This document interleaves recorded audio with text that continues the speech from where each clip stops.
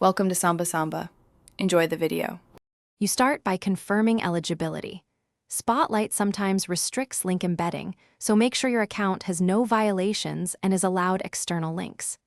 Next, prepare the URL, shorten it if it's long to avoid clipping, and choose the exact destination. Once done, open Snapchat and navigate to the creation screen.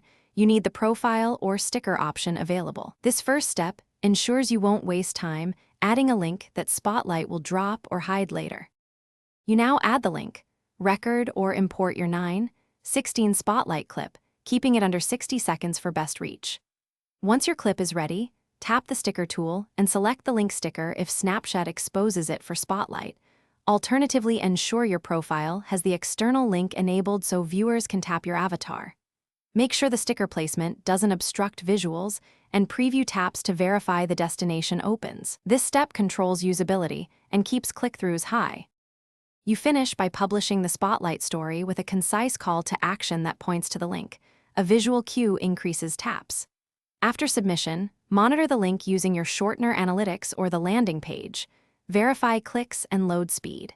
If viewers report the link missing or it fails to open, try re-uploading with a different sticker placement or use your profile link instead. If problems persist, contact Snapchat support and include your Snap ID and timestamps for review. Thanks for watching. Consider subscribing if we helped you.